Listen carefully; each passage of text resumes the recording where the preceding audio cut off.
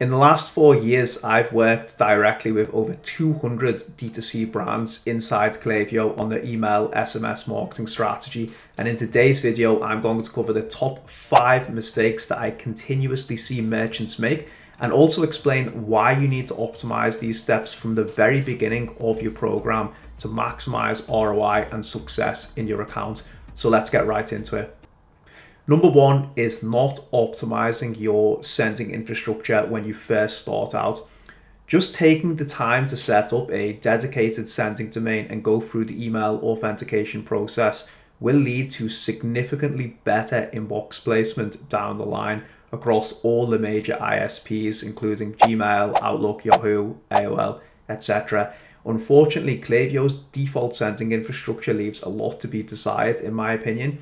And the merchants that we've worked with and the accounts that I've audited all have significantly better inbox placement when they do their due diligence at the beginning of the project just to optimize this step. It doesn't take long, and the ROI from the compounding effects of reaching the inbox to your intended recipient over time is astronomical when you consider how many emails that people actually send out on a daily, weekly, monthly, and annual basis. Just a very small incremental lift in deliverability can massively increase the profits in your email marketing program. So never skip this step. Take the time in the beginning to go through the process, get the domain set up, and your messaging and your strategy will be massively more effective because this is a strategy that compounds over time, so you cannot skip this step. The second mistake that I see is very understated, and not a lot of people really realize that they're doing this, but that is managing the data in multiple lists. And the reason this is a problem is because as you set up these sign-up forms, the pop-ups on your website, you start to collect people coming through the checkout process, you run sweepstakes on social media.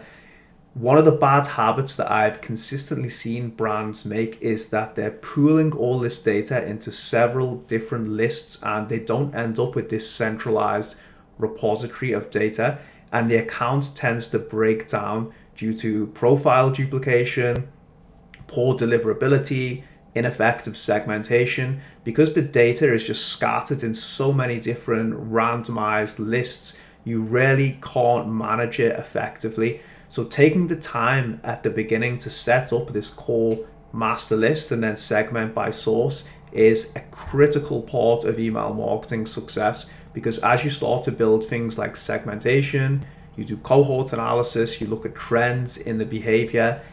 If you're looking in several different places, then it's going to add a massive amount of time to the process and make your job more difficult. And as I mentioned previously in the initial step of this video, that will have a negative impact on your deliverability. So lack of data integrity and consolidation in email marketing accounts is incredibly damaging. And if you don't set this right at the beginning and keep these core house rules, then the bigger the account gets, the messier the work is to resolve it. So take the time in the beginning to build solid data integrity, because working backwards on this step and trying to consolidate everything is a nightmare. It takes a huge amount of time and it will detract from your strategy, but it has to be done. Can't emphasize this step enough. The third mistake I constantly see, and I have to blame Klaviyo a little bit for this, is optimizing your email marketing strategy around revenue per recipient, also known as RPR. This is a useful metric to track when you're trying to generate sales. The problem is, like a lot of metrics, there can be a lot of nuance to them depending on how they're part of your strategy. The main problem I have with revenue per recipient is that not every email is designed to sell, and it's as simple as that. If you look at aggregated statistics on campaigns or in flows, definitely revenue per recipient can be important. For example, in a cart abandonment flow, you would want to see it going up on a sales related campaign email. But what if the objective of the email is to generate UGC? It's to generate replies, it's to just disperse effective content or company-wide news. your revenue per recipient is going to go down. Does that mean that you're doing a bad job? Absolutely not. You're actually providing a better customer experience, which may result in better lifetime value over time. The other thing that really manipulates revenue per recipient is discount codes. And this is a problem if you're taking on a brand and then the objective is to promote revenue as fast as possible. The easiest way to do this is to front load it with a bunch of discount codes, sending them to the best customers, and that will explode the revenue per recipient in the count. Long term, it's disastrous for the brand because it erodes the profitability. So revenue per recipient, you can build certain strategies around it, but I like to look at each individual objective on an email by email or SMS by SMS basis. Not every email is designed to sell, and building a strategy exclusively around revenue per recipient will actually be bad for lifetime value in the long term and provide a negative customer experience. And over time, your account will diminish and drop and decline in performance if you optimize exclusively around this metric. The fourth mistake I see is one that's very well renowned, and that is using the batch and blast strategy of essentially just collating the whole database and then sending every single offer and email directly to those customers. The theory behind this is actually, in my opinion, not too bad. You want to see your emails reach the majority of recipients, the maximum amount of impressions and reach right, and theoretically that will increase ROI. Funnily enough, if you tie this back to the previous points, it will actually lower revenue per recipient, but it will increase the amount of revenue it generates for the company.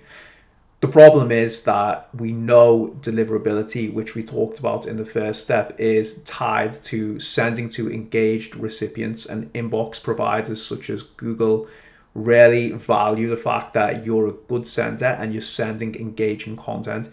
If you do this batch and blast strategy, the theory might sound correct, but because of the way these ISPs are set up and they monitor your sender reputation, it just doesn't work like that. So when you're trying to send to the maximum amount of recipients, you really need to consider the customer lifecycle, who's engaged, maybe use an RFM model to look at the recency and who you can communicate with at the right time. Essentially, this step just boils down to making sure that you have an effective segmentation strategy in place, but don't send to the whole database continuously, especially the bigger the account gets. You're just going to tarnish your sender reputation, and over time, it's a nightmare trying to repair that. Number 5, hyper-segmentation. It's ironic that I just went over some segmentation in the previous point, but hyper-segmentation is essentially a mistake, in my opinion, that I've seen many merchants make, is when they try to create these super granular segments and buckets that they put these customer personas in. Sounds great in theory. The problem I have with this is that consumer behavior just changes over time, and it's very, very difficult to predict. And a lot of the brands that we've worked with, they actually just don't know their customers as well as they think they do. So creating all these permutations in the logic behind what you think your customers want is usually a good way to reduce ROI. And the reason this is because it requires a lot of resources to target these granular segments. If you're using all these customer personas and these theoretical models to infuse your strategy, then you have to consider the ROI of that and how it's going to impact the resource allocation in the company. As an example, let's say I sign up to a supplement company, I like protein powder, and I also have a goal to lose body fat. Over time, my goals might change to build muscle. Now, the company might be creating granular segments just to target me exclusively for fat loss, and that can increase the amount of emails, the amount of content you have to generate, the subject lines. All these people in the business have to go in and be part of the creative process to generate these additional sends. So hyper-segmentation, it sounds great in theory until you're at the high 8-level figure revenue mark. I just don't recommend pursuing this strategy. I actually believe you should keep segmentation relatively basic. Again, unless you're a store that has several hundred SKUs and you sell a variety of different categories like an Amazon, for them, yeah, hyper-segmentation probably makes more sense, but ultimately I would just say it's effective segmentation rather than hyper-segmentation. And that's the reason why, because you want to maximize the amount of people that you can reach and their offers and how they generate revenue, but you don't want to exclude people, and you don't necessarily want to increase the amount of resources in the business, and that will ultimately reduce the effectiveness of the company's profitability. And also your email marketing program is by trying to predict customer behavior too hard. So that's it. That's the 5 strategies. Hopefully you found them very helpful. I highly recommend setting up these house rules around these fundamentals. I have seen in all of the accounts I've looked at that a lot of people will usually make 2 or 3 of these mistakes, and it reduces the effectiveness of the program.